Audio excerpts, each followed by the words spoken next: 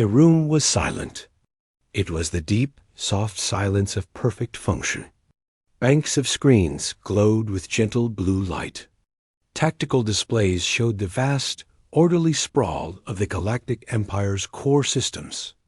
Green lines marked the hyperlanes, the glowing highways of faster-than-light travel. Tiny, friendly icons represented Imperial patrols, moving in predictable, graceful patterns. Everything was calm. Everything was under control. Admiral Ko Jun Seok stood before the main viewing pane, his hands clasped tightly behind his back. He was a tall man, his uniform a masterpiece of black and silver, his face a map of stern lines earned by decades of unwavering service. To him, this quiet room was the ultimate proof of the Empire's greatness. For 1,000 years, the Empire had ruled. It controlled the hyperlanes. It controlled the technology. No ship moved without their knowledge. No threat could possibly emerge from the empty, watched void. "Status," he said, his voice echoing slightly in the quiet. "All systems optimal, Admiral," replied a young officer from a console. "Hyperlane barrier is at 100%. Sensor grids report no anomalous activity. The core is secure." Jun Seok allowed himself a small, satisfied breath. This was how it should be. This was how it always was. At another console, Commander Park Yuna watched her own set of data streams. She was younger than the Admiral, with a sharp, focused face. Her mind was a blade, always cutting through noise to find fact. She monitored the background chatter of the universe, the pulse of stars, the drift of dust clouds, the faint echo of faraway commerce. Her job was to see the pattern in the chaos. Today, like every day, there was no chaos. Only pattern. It began as nothing. A flicker. A tiny, almost imaginary distortion on the edge of the long-range sensor array focused on Sector Epsilon 7, the Eridani mining field. The field was a dense cluster of asteroids and small, rocky planetoids rich in minerals. It was well inside the Empire's first layer of defenses, a place so safe it was almost boring. The system's artificial intelligence noted the flicker. It was a blip of mass and low-level energy output, inconsistent with any known asteroid signature. The AI ran a first-level analysis. Probability of sensor ghost, 87%. Probability of comet fragment, 12%. Probability of unidentified vessel, 1%. The AI, programmed for efficiency, categorized it as a Class 1 anomaly and logged it. It did not sound an alarm. It was merely a note in a sea of perfect data.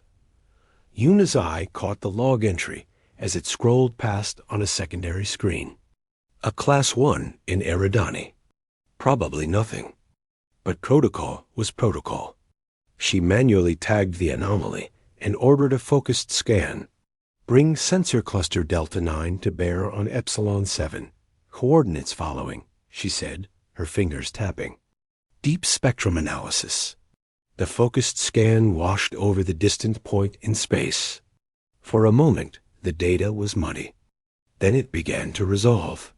The object was real. It had a hard metallic silhouette. It was emitting low-level thermal radiation and electromagnetic signatures consistent with a powered-down, but operational, drive core. It was moving, not drifting. Its course was slow, sublight, but deliberate. A low chime sounded in the command center. A yellow icon now pulsed on the main tactical display, sitting like a single, wrong note in a perfect symphony. Admiral Jun Seok turned from the window. "Report. Unidentified contact, Admiral," Yuna said, her voice carefully neutral. "In the Eridani field. It is confirmed as a constructed vessel.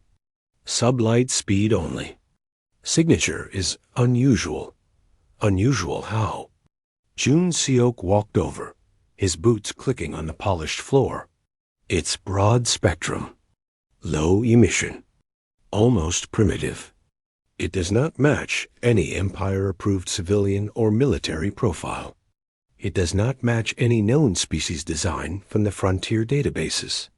She paused, her brow furrowed as a new data packet finished processing, running it against historical archives. Just in case. The word primitive hung in the air. Nothing primitive came to the core. It was impossible. The archive search completed. The result flashed on Yuna's screen in stark red letters. Match. Terran Confederacy. Design. Vanguard-class heavy battleship. Status. Obsolete. Last confirmed sighting. Outer fringe. 247 standard years ago. The silence in the room changed. It was no longer the silence of calm. It was the silence of a vacuum, cold and absolute. Yuna stared. She ran the check again. The result was the same. She turned to look at Junseok. Her usual sharpness was gone, replaced by pure, uncomprehending shock. Admiral, the signature matches a human warship, a Vanguard class. It's called the TCV Dauntless. Junseok's face went very still. Human? That is not possible. They are a fringe species. Their technology is generations behind. Their fastest ships could not reach the core in a lifetime. And a battleship? How did it bypass the barrier? How did it get past the outer pickets? How did it not trigger a single alarm? His questions were met with more silence. The officers at their stations were frozen, looking from the admiral to the pulsating yellow icon. The panic did not come as a shout or a scramble. It came slowly, like the creeping chill of a deep space leak. It started in the gut. A battleship, here, inside the wall. The Empire's security was not just breached. It was utterly, incomprehensibly ignored. Junseok's mind raced through possibilities. A secret hyperlane? A traitor's guidance? A new, undetectable stealth technology? Each idea was more frightening than the last. But the data showed no hyperlane residue, no energy spike. The ship had simply appeared. Maximum magnification, Junseok ordered, his voice a harsh whisper. The main viewer shifted. The star field sharpened, centered on the Eridani field. There, against the dark rock of a large asteroid, was a shape. It was blocky, utilitarian, lacking the graceful curves of imperial design. It had gun batteries, launch bays, heavy armor plating. It was unmistakably a weapon of war. And it was sitting inside the Empire's most secure territory, like a stone in a garden. The sight was so fundamentally wrong that, for a long moment, no one could speak. Then the Admiral's training reasserted itself. Panic was a luxury he could not afford. He had to act. But a new, chilling thought held him back. If he destroyed this one ship and did not understand how it came to be here, what was to stop 100 more? 1,000? His first command was not to fire. Alert the Eridani patrol squadrons. Scramble Epsilon Interceptor Wings 1 through 4, he said, his voice gaining strength, but it was a brittle strength. They are to intercept and surround. Weapons are to be charged, but they are to hold fire. They are not to engage unless fired upon. I want that ship boxed in. I want it studied. He turned to Yuna, his eyes hard. Commander, you have one priority. One. How? How did a human battleship slip through? Yuna nodded, already diving back into her data streams, her mind a whirlwind. She pulled up every sensor log from the outer perimeter for the last week. She reviewed long-range scanner records. She looked for a hole, a gap, a moment of system failure. There was none. The hyperlane barrier, a network of energy fields and gravity sensors designed to detect any FTL transition within light years, had reported nothing. It was as if the Dauntless had not traveled to the core, but had simply always been there, unnoticed. On the screen, The icon of the human ship began to move. Slowly, deliberately, it turned its bulk away from the asteroid and began to glide deeper into the mining field, heading for the dense clutter at its heart. The first shimmering dots of Imperial interceptors appeared on the edge of the display, racing to cut it off. The quiet, efficient command center of the Galactic Empire was now a place of silent, burgeoning terror. The unthinkable had happened. The impossible was real. And as Admiral Jun Seok watched the crude, outdated human ship move on his screen, a cold knot of dread formed in his stomach. This was not an attack. It was a demonstration. And he did not yet understand the rules of the game. Panic is a quiet thing when it wears a uniform. It lives in the tightness of a jaw, the quickened blink of an eye, the slight tremor in a hand that moves to press a silent alarm. The Imperial Command Center was now a tomb of hushed voices and frantic, silent work. The yellow icon of the human ship, labeled TCV Dauntless, was a stain on every screen. Admiral Ko Jun Seok stood like a statue, but his mind was a storm. A single ancient human battleship was a tactical nuisance.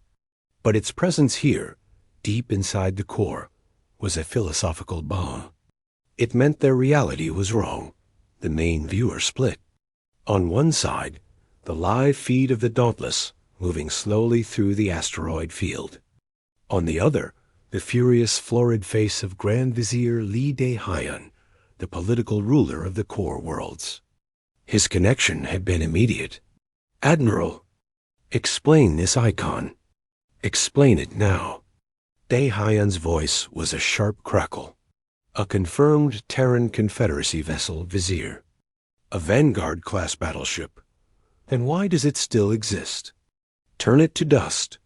The entire Eridani patrol fleet should have vaporized it the moment it was identified." Jun Seok took a slow breath. "With respect, Vizier, we cannot." "You dare. I dare to secure the Empire," Jun Seok interrupted. "A dangerous move. If we destroy it without understanding its method of infiltration, we learn nothing. What if this is a test, a probe? What if 100 more are waiting, using the same invisible door? We must learn how it slipped through before we close that door forever." Daihan sputtered, his face purpling. "This is weakness. The Empire acts from strength, not from fear of shadows. Every moment it lives is an insult." Commander Park Yuna spoke from her station, her eyes not leaving her data. "The insult, Vizier, is that it is here at all. To remove the insult, we must first understand the insult. Our scanners are analyzing its every emission, its power signatures, its engine output, its hull composition. The moment we understand its trick, we will eliminate it. Until then, it is our only source of intelligence." Her cool logic was a balm on Daihan's fury, but he was not appeased. "You have 6 hours, Admiral. Then I will order the Home Defense Fleet to intervene, and I will note your hesitation in my report." The screen went dark. The threat hung in the air. Jun Seok glanced at Yuna, giving a slight, almost imperceptible nod of thanks. She had given him time. Not much, but some. On the viewer, the Dauntless was being approached by the sleek, dagger-like shapes of 4 Imperial interceptor squadrons. They moved with beautiful precision, fanning out to surround the lumbering human ship. They were faster, more agile, their weapons more advanced. They hailed the Dauntless on all frequencies, demanding its surrender, ordering it to cut its engines and prepare to be boarded. There was no response. The human ship continued its slow, steady course. Energy spike. An officer called out. "The human vessel is powering its primary reactors. Readings are surprisingly high for its design. Are they charging weapons?" Jun Seok asked, leaning forward. "No, Admiral. The energy is being routed to its sublight engines and to its structural integrity field. They are reinforcing their hull. Then the Dauntless moved. It did not run from the interceptors. Instead, it turned slightly and plunged deeper into the thickest part of the Eridani field, where asteroids clumped together in a chaotic, tumbling maze. Pursue, Jun Seok ordered, but with caution. Do not let them lure you into a trap. The Imperial pilots were the best in the galaxy. They followed, their ships sliding between the spinning rocks with grace. But the Dauntless was not graceful. It was brutal. It did not dodge the smaller asteroids. It tanked them with its reinforced bow, letting them shatter against its heavy armor. It used the gravity of larger planetoids to make sharp, unexpected turns, its engines flaring with raw power. Interceptors are losing lock, Yuna reported, her voice tense. The density of the field is scrambling our targeting sensors. The human ship's low emission profile is blending with the background radiation of the rocks. On the screen, the clean green icons of the interceptors began to stutter and jump as they tried to keep pace. One pilot, too confident, took a tight corridor after the human ship. An asteroid the size of a small mountain, its trajectory altered by the Dauntless's gravitational wake, tumbled into his path. He reacted with Imperial speed, but a shard of rock clipped his wing. The icon spun, flashed red, and went dark. A loss. They've caused a loss. Someone whispered, horrified. The Dauntless had not fired a single shot. Jun-Z. OK felt a cold sweat on his neck. They were not just hiding. They were navigating. They were using the environment as a weapon and a shield in a way Imperial tactics deemed illogical. No sane captain would take a capital ship into such a dense, dangerous clutter. It was suicidal. Yet the human ship moved through it like a deep-sea creature in a dark trench. Pull the interceptors back to the periphery, Jun Seok commanded, his voice grim. Contain the field. Do not follow them in. Deploy long-range scanner drones instead. He turned to Yuna. Analysis. Now. How are they doing this? Yuna had been running simulations. Their path is not random, Admiral. I've plotted it. A new line, in a harsh red, appeared on the tactical display, snaking through the asteroids. They are using gravitational assists. See here and here. They swing close to this large asteroid, using its pull to change direction without burning fuel. They are riding magnetic currents from the gas giant's radiation belt. Their course is calculated, but not by any standard nav computer algorithm I recognize. It's inefficient. It takes longer. It is riskier. But it is also completely invisible to our primary detection systems, which look for the clean, efficient energy signatures of hyperlane travel or standard high-energy sublight burns. Could an AI plot such a course? Jun Seok asked. Yuna shook her head. An Imperial AI would reject it. The risk-to-reward ratio is unacceptable. The probability of catastrophic collision is above 15%. No AI is programmed to accept that for mere navigation. It would require a different kind of logic. On the Dauntless, the different kind of logic was named Kim Soo-min. In the dim, functional light of the navigation bit, her face was lit by the soft glow of true light images of stars and the scrolling numbers of gravitational constants. Her screens did not show the clean lanes of Empire maps. They showed a wilderness of gravity wells, radiation densities, and mineral deposits. Coming up on the slingshot point, Captain, she said, her voice calm. The big one, Chol Su's Rock. Engine readiness in 3, 2, 1. Captain Kang Ji-hun stood on the command platform, his hands resting on the rail. He watched the massive, potato-shaped asteroid fill the main viewer. Thank you, Soo-min. Chief Tae Seok, structural stress? From engineering, Chief Choi Tae Seok's gruff voice came back. Hull is groaning, but she'll hold. Those Imperial pop guns are still trying to get a lock. They don't like the rocks. That's the idea, Jihan said softly. He thought of the frantic Imperial commanders, so used to clean space and perfect data, now trying to puzzle out his ship's ugly, effective dance. This was the oldest dance of all. It was the dance of sailing ships using ocean currents, of pioneers using mountain passes. You used the world. You didn't just pass over it. Lieutenant Lee Hanna spoke from the sensor station. They've pulled their fighters back, deploying scanner drones. Their scans are intense, but predictable. They're looking for advanced stealth tech, for hyperdrive residuals. They're not looking at our hull composition or our thermal profile against the asteroid's own heat. Good, Jihan said. Let them look for ghosts. We are the rock. Back in the Imperial Center, Yuna felt a creeping understanding, and it frightened her more than ignorance.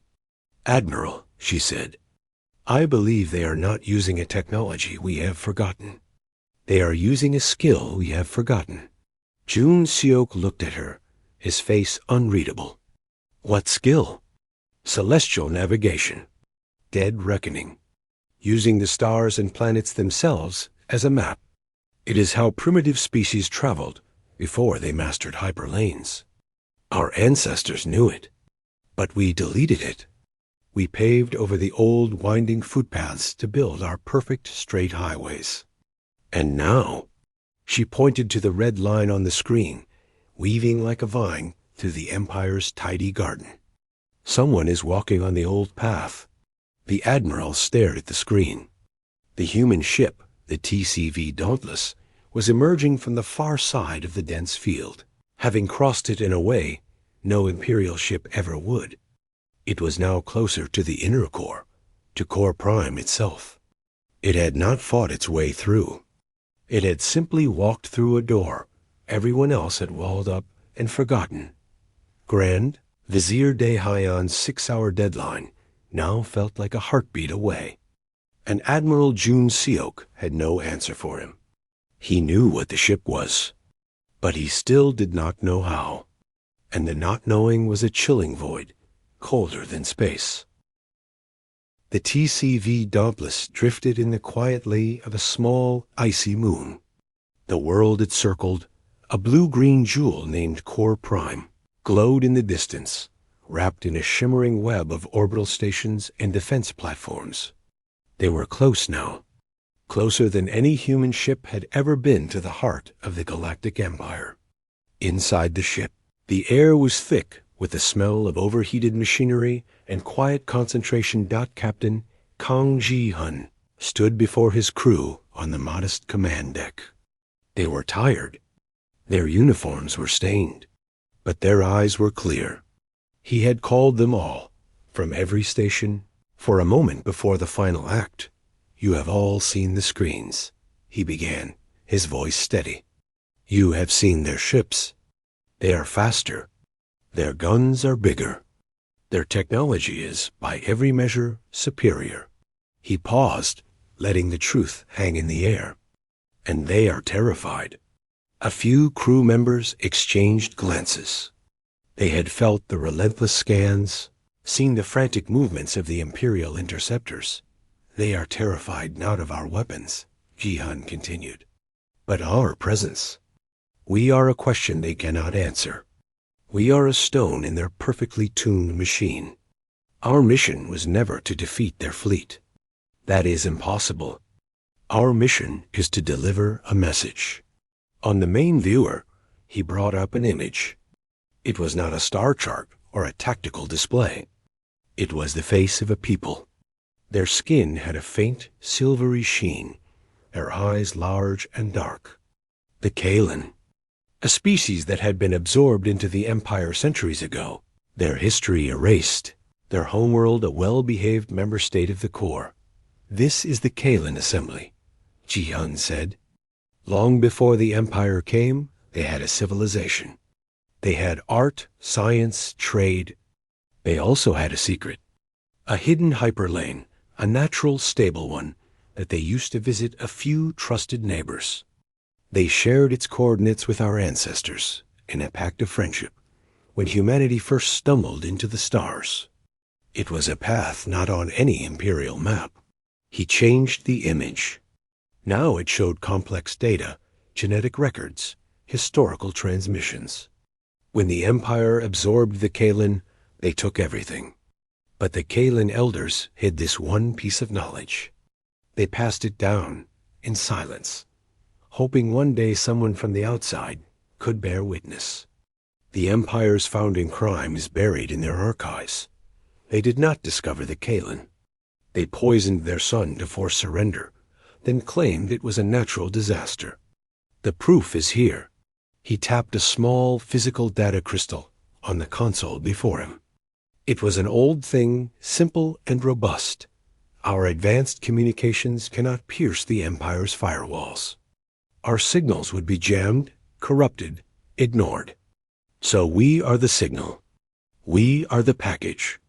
This, he said, holding up the crystal, is for the Kaelin. And our ship's navigation logs, which show how we got here using the old Kaelin lane and the ancient paths, are for the Empire to see. We are not an attack. We are a reminder that there are truths older than their databases and paths older than their highways. He looked at each of them. They will try to stop us. They will throw everything they have at the Dauntless. Our job is to get one shuttle with this crystal and with me to the surface of Core Prime. That is all. We do not need to win. We just need to deliver the mail. A slow smile spread across Chief Engineer Choi Tae-siak's grimy face. A postal ship. I like it. Back in the Imperial Command Center, the mood was one of fractured obsession. Admiral Jun Seok and Commander Yuna had been dissecting the Dauntless's every move for hours. The Grand Vizier's deadline was a ticking pressure in their skulls. It makes no sense, Yuna said, her voice strained. She pulled up 2 star maps. One was the current, official Imperial chart of this sector, showing clean hyperlanes and safe navigation routes. The other was a historical reconstruction, pieced together from fragmented ancient records. On the old map, the stars were connected by faint, wandering lines that looked more like spiderwebs than highways. Look here, she said, pointing to the Dauntless's zigzagging path through the asteroid field. And look here. Her finger traced a faint, almost invisible line on the ancient map. It was not a straight shot. It was a path that jumped from gravitational anchor point to anchor point, a dense asteroid cluster, the magnetic pole of a gas giant, the consistent radiation pulse of a neutron star. It was a path for sailors, not for pilots. They are not plotting a course through space, Yuna concluded, a hollow feeling in her stomach. They are following a trail that was mapped by organic beings looking out of viewports and measuring star positions, not by computers solving quantum equations. The Kaelin, their early scouts used methods like this. The Kaelin? Jun Seok asked, bewildered. They are a peaceful, integrated species. Their technology was primitive when we welcomed them. Yuna brought up the Empire's official record of Kaelin integration. It was a bland document full of terms like voluntary accession and cultural uplift. Then, she opened a secondary file, a fragmented archaeological scan of a Kaelin deep space probe predating first contact. Its navigation system was described in the scan as archaic triangulation-based. Their primitive technology, Yuna said softly, was based on understanding the universe as it is, not as we force it to be. The human ship, it is thinking like an ancient Kaelin explorer. It is using the universe itself as its camouflage and its engine. Our sensors are designed to see ships that move against the natural background. Their ship moves with it. It registers as a slightly dense solar wind, a warm asteroid, a magnetic anomaly. Jun Seok stared at the 2 maps. The truth was dawning, and it was humiliating. The Empire's supreme technology had a blind spot vast enough to sail a battleship through.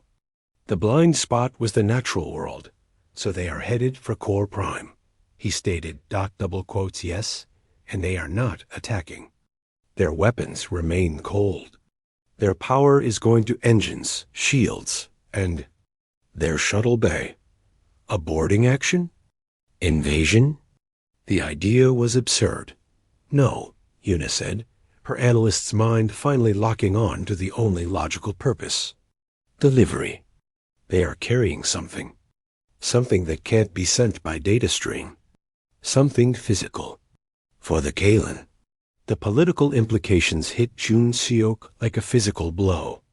This was worse than an invasion. An invasion could be met with guns. This was a seed of truth, delivered into the heart of the Empire's perfect, controlled garden. He opened a fleet-wide channel. His voice was heavy. All units. The human vessel is to be considered a severe containment threat. Its destination is Core Prime.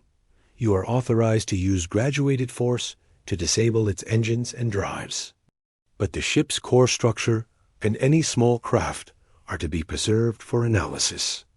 I repeat, disable, do not destroy. He had to know what was on that ship. He had to intercept that package. Aboard the Dauntless, Lieutenant Lee Hanna monitored the new Imperial orders. "They've changed their tactics, Captain. They're going for our engines. They want to cripple us, not kill us. They figured out we're a courier," Ji-hun said, nodding. "Good. That means they're scared of the message, not the messenger." Su-min, status on the final approach?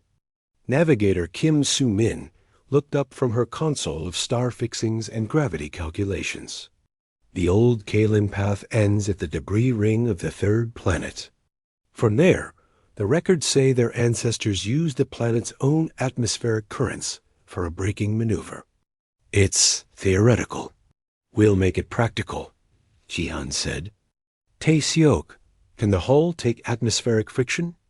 If I reinforce the ventral plates with power from the port laser battery, and you don't mind us having one less gun? Sure, for about 3 minutes. That's all we need. Henna, the moment we break for the atmosphere, broadcast our full navigation logs and the contents of the data crystal on the oldest, simplest radio frequency you can find. Amplify it through the hull. I want every receiver on Core Prime, especially every Kalen receiver, to hear it as simple sound. Understood. Ji-hun looked at the glowing image of Core Prime. It was not an enemy world. It was a destination. The Empire, in all its panicked glory, was just a piece of difficult terrain to cross. They had built a wall across the sky, but they had forgotten that some travelers don't climb walls. They find the path that was there before the wall was built, and they walk. The Empire moved. It was not the frantic scramble of interceptors anymore. It was the slow, terrible, and beautiful deployment of a battle fleet. From the glittering orbital docks around Core Prime, ships of line detached and moved into position. They formed a perfect, concentric wall of metal and energy between the TCV Dauntless and the blue-green world. Admiral Jun Seok watched the formation on his screen. It was a masterpiece of tactical positioning. Every firing lane was clear. Every ship supported another. It was called the impervious wall, a formation designed to obliterate anything that approached with hostile intent. Yet he felt no pride. The human ship was not behaving with hostile intent. It was behaving like a rock tumbling down a hill, simple, physical, and unstoppable in its own way. On the bridge of the Dauntless, the view was different. Captain Ji-hun saw the wall of warships not as a barrier, but as a landmark. A very dangerous, active landmark. He turned to his navigator. Su-min, a path? Kim Su-min's fingers flew over her console, which now showed a swirling map of gravitational forces. The old Kalen records mention a Singer's Passage. It's not a clear lane. It's a series of microjumps using the gravity wells of the gas giant Illyria and its moons. It comes out here. A point flashed. A tiny gap in the Imperial wall near the planet's terminator, where the planet's own magnetic field was strongest. "It's a suicide run," Chief Engineer Tae Siak's voice grumbled from the engineering intercom. "Those gravity shears will rip a standard hull apart. Our hull is not standard, but it will be close. It is the only path they will not see," Gaihan said calmly. "Because it is not a path for ships. It is a path for light and dust. We will be dust for a little while. Hannah, is the package ready?" Lieutenant Lee Hanna held up the small, hardened case containing the data crystal. "Ready, Captain. The shuttle is prepped. Broadcast protocols are loaded. They'll hear it on Core Prime like a whisper in a storm, but the Kalen will be listening for it. Then we begin." Gihan said. The Dauntless turned. It did not turn toward the Imperial wall. It turned away toward the system's massive gas giant, Illyria. The planet was a swirling marble of orange and white, its rings glittering like shattered ice. "Human vessel is altering course," a sensor officer reported in the Imperial Center. "Heading for Illyria, possibly attempting to use the rings for cover." Admiral Jun Seok frowned. The rings were a classic, almost childish, tactic. His ships could scour them with ease. Order the third flank to pivot and cover the Illyrian approach. Deploy mines in the primary ring sectors. The Empire's fleet began to shift, a graceful dance of deadly force. They were reacting to the human ship's move, confident they could counter anything inside the Dauntless. The crew felt the heavy thrum of the engines powering up to maximum. "Gravity slingshot in 90 seconds, Su Min announced, her voice tight. "Hull stress will be extreme. All hands, brace for high gravity." Jihan's voice echoed through the ship. "This is where we dance." The Dauntless dove. It did not skirt the rings. It dove past them, straight for the upper atmosphere of the gas giant itself. The ship began to shudder as it kissed the outer fringes of the raging hydrogen storms. "They're going atmospheric." "On a gas giant?" Commander Yuna whispered, her analytical mind reeling. It was an act of madness. No ship that size could survive the pressures and turbulence, but the Dauntless did not go deep. It rode the very edge, its engines screaming as it used the planet's colossal gravity to whip it around in a hairpin turn. The forces crushed the crew into their chairs. Alarms blared as hull plates groaned in protest. "Now, Su Min?" Ji-hun gasped against the pressure. From the gas giant's violent magnetic pole, a natural fountain of energized particles erupted into space, a phenomenon called a polar jet. The Dauntless, flung from its gravity whip, fired its forward thrusters directly into the path of that jet. For a moment, the ship was engulfed in a torrent of blue-white radiation. Every Imperial sensor trained on it flared, then went momentarily blind, overwhelmed by the natural energy surge. The target, it's gone, scattered by the jet. An officer cried out. Jun-SEOK surged forward.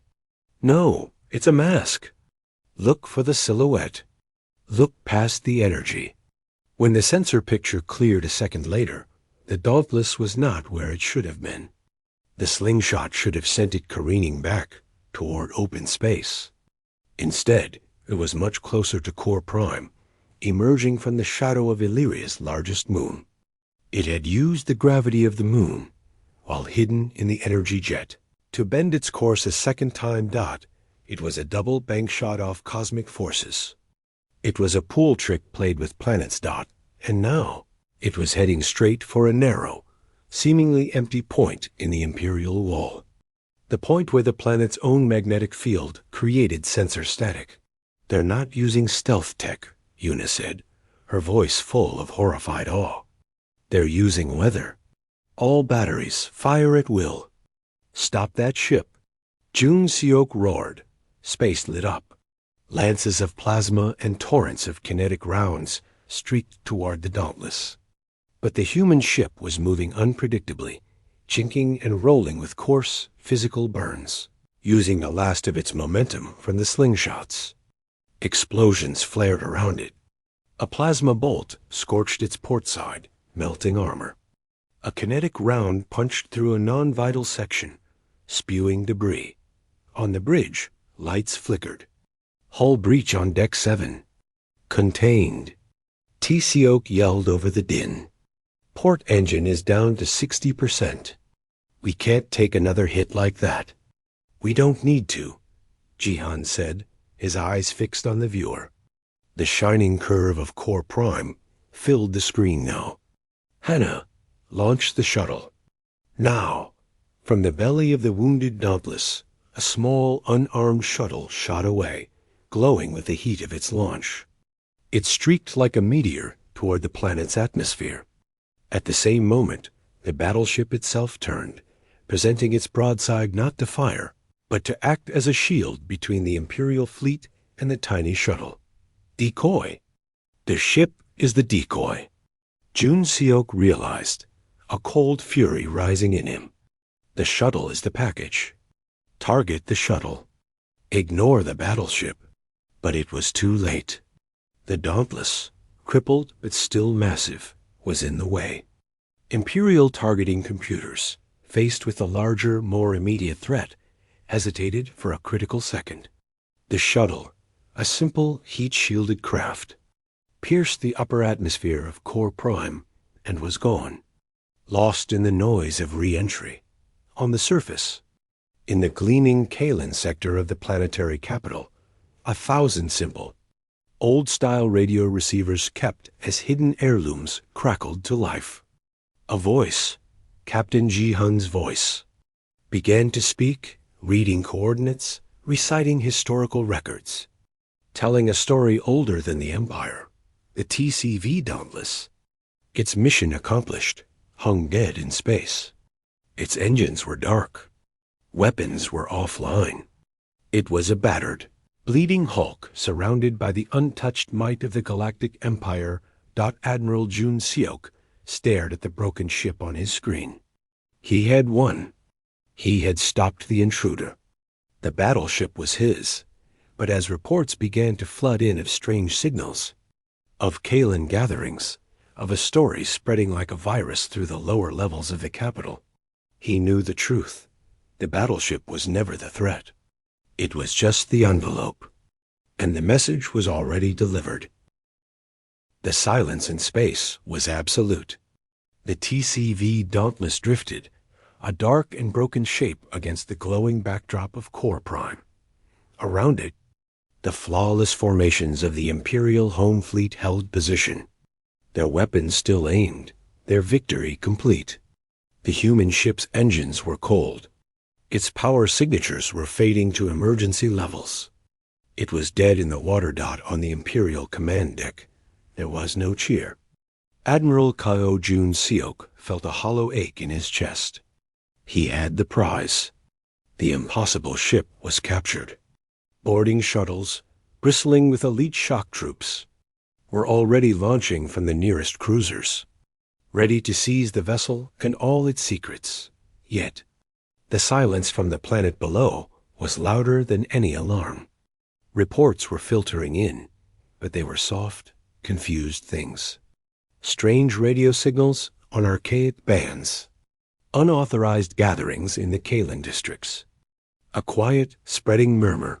The shuttle? Jun Seok asked, his voice rough. Disintegrated upon re-entry, a sensor officer reported. Tracked it all the way down. It burned up. Nothing could have survived. Commander Park Yuna looked up from her station, her face pale. Admiral, we are receiving a broadband, low-frequency radio transmission from the planet's surface. It is being rebroadcast from thousands of sources, residential units, personal devices. It is the Kalen frequency. Block it. Jam it. We are trying. But it is too simple. It is just amplitude modulation. It is like trying to stop a sound by shouting. The signal is already inside the walls. "What is the content?" Jun Seok demanded, though he dreaded the answer. Yuna patched it through to a speaker. A voice, Captain Kong Ji-hun's voice, calm and clear, filled the sterile room. Stellar coordinates for the Hyerim Lane, verified by Kalen star charts dated before Imperial First Contact. Genetic record disparity between pre- and post-Great Calamity Kalen populations, indicating targeted biospheric poisoning. The following is a direct translation of the Kalen Elders' Covenant entrusted to the Terran Confederacy. It was a history lesson, a damning, quiet, meticulous history lesson. It was not a call to arms. It was a call to remember. Jun-Cok slammed his fist on the console. The shuttle was never meant to land. It was a broadcast beacon. Its destruction was the trigger. The realization was a physical blow. They had shot the messenger, and the message had exploded into 1,000,000 pieces, scattered on the wind. On the view screen, the first Imperial boarding shuttle docked with the crippled Dauntless. The internal cameras of the shock troops activated, feeding live footage to the command center. The scene was shocking in its mundanity. There was no heroic last stand, no final booby trap. The corridors of the human ship were dark, lit only by emergency strips. Smoke hung in the air from electrical fires. The gravity was failing, causing small debris to float lazily. The Imperial troops, in their sleek armor, moved with caution through the cramped, utilitarian passages. They found the human crew in the main mess hall. They were not at their battle stations. They were gathered together, seated at tables or leaning against walls. They were in their simple, worn flight suits. They looked exhausted, but their faces were calm. Their hands were visible, empty. Captain Kong Ji-hun stood at the front of the room. He looked at the armored troopers as they filed in, their weapons raised. He gave a small, tired nod. "Welcome aboard the Dauntless," he said, his voice carrying clearly over the troopers' combs. "Please secure your weapons. We surrender." It was so simple, so utterly disarming. The lead trooper hesitated, his training expecting treachery, defiance. Anything but this quiet resignation. Jun-Seok watched, mesmerized and unnerved, as his troops secured the human crew without a single shot fired. They were led away, their hands bound with energy cuffs. The ship was theirs, but the ship itself was the final silent lesson. The boarding team spread out, scanning everything. The data began to flow back to the command center. The bridge was a museum of analog. There were physical switches next to digital panels. A manual astrogation table, where navigator Kim Soo-min had plotted their course with light pens on a static map of the local stars. The navigation computer was not a powerful AI, but a simple processor running millennia-old algorithms for celestial mechanics. Engineer Choi T-Seok Station was a jungle of handwritten notes and patched conduits. He had kept the ancient fusion reactors running not with perfect software, but with instinct and constant physical adjustment. And then there was the log. The ship's main computer, isolated and primitive, held no secrets because it was all there in the open. The complete record of their journey. Every star fix, every gravity calculation, every risky, inefficient, brilliant maneuver. It was a masterclass in a forgotten art. Yuna scrolled through it, her heart sinking. "They used pulsars as timing beacons," she whispered. "They used the reflected light from gas clouds to gauge distance. They looked out the window. They used telescopic cameras to find their way." The greatest technological secret of the human ship was that it had no secret technology. Its power was the knowledge in the minds of its crew and the courage to use it. The final image from the boarding action was the most haunting. In the captain's ready room, the troops found a small physical book on the desk. It was made of paper. It was titled, in an old human language, Principles of Celestial Navigation. It was bookmarked and heavily annotated. Grand Vizier Li Daihan's furious face appeared on a cum screen. Jun Seok. The Kalen representatives are demanding an emergency session of the High Council. They are playing that noise in the council chambers. You have the ship. You have the crew. Now make them recant. Make them say it is a lie. Jun Seok looked from the vizier's sputtering image to the quiet, devastating data on his screens. He looked at the live feed of the human crew, sitting silently in the hold of an imperial transport, utterly defeated and yet somehow, incomprehensibly, victorious. It is too late. Vizier, Jun Seok said, his voice empty of all its former certainty. We have the vessel. We have the bodies. But the idea? The idea is already free. They did not attack us with a weapon. They infected us with a question. He turned off the com, ignoring Daihan's outraged squawk. He walked to the main viewport and looked out at the captured Dauntless, a strange, ugly rock among the Empire's beautiful, polished gems. A question, he repeated softly to himself. The question was not about hyperdrives or stealth coatings. The question was about doors. The Empire had spent 1,000 years building stronger locks, monitoring the main entrances. Convinced that was the only way in or out, the humans had simply found the old, forgotten keyhole, hidden in plain sight. In the stars themselves, the panic was over. The battleship was captured. But the Admiral knew, with a cold certainty that would keep him awake for the rest of his life, that the real breach had just begun. The Empire's walls were still standing, but everyone inside the walls had just heard a whisper from the outside, a whisper saying the walls were not the only thing in the world. And once you heard that whisper, you could never unhear it. How did a human battleship slip through? It didn't. It just took a walk on a path everyone else had forgotten was there. And in doing so, it reminded the galaxy that before there were empires, there were only stars, and the stubborn creatures who used them to find their way home.